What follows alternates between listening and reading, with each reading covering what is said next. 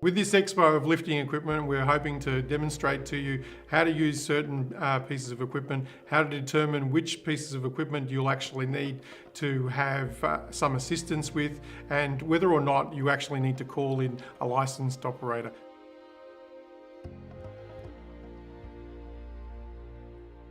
It's very easy not to think about the long-term effects of using risky lifting techniques when you're young, fit and invincible. So when you're doing a lifting task, it's important to think about take 5. Think, do I have to lift at all? Think about the least demanding way in which you can lift it. And also stretch before and after the lift. Feet first. Make your feet a stable base by spreading them shoulder width apart. Stagger your stance. Keep the center of gravity over your feet during the lift. Don't put your back into it. Lift with the big muscles in your legs and your backside. Bend your knees rather than your back. Don't twist your back or place it in awkward positions. Maintain the natural curve of your spine. Get to grips. Use the whole of your hands, not your fingertips, to grip the load.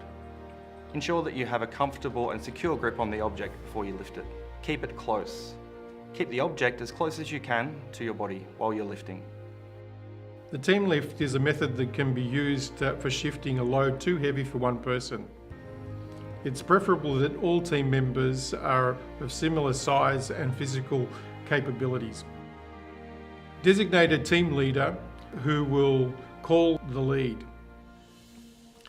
Before lifting, ensure that there's adequate space for the lift, good footing, and that there's no obstructions in the lift path. The leader should then call the lead, lift on the count of 3, keep the load level and weight evenly distributed.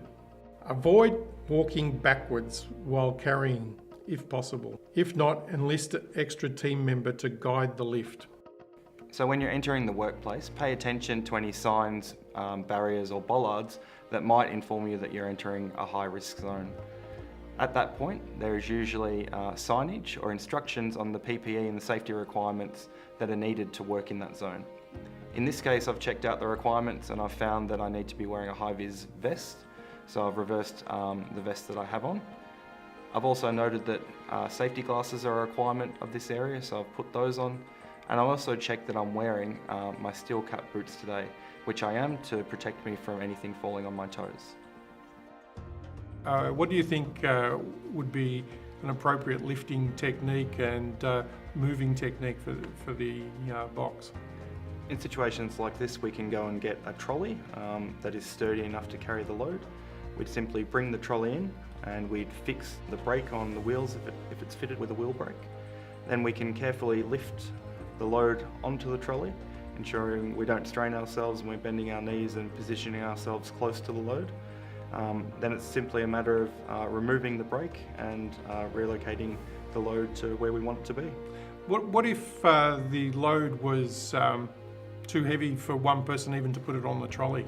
Then we'd have to call over some help. So we'd find another team member to help us with the lift and get that load onto the trolley safely. Do you think a two-wheel trolley can also do the job? In some cases, for small loads, a two-wheeled trolley might do the job, but for bigger loads, we should really use a four-wheeled trolley, which is more stable.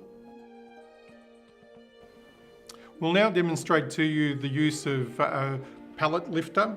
This is one of the pieces of equipment that you don't need a license to operate, and any one of you can do it. So you would position it in place, center of mass to the pallet, roll the pallet lifter underneath, begin to lift by pumping the handle.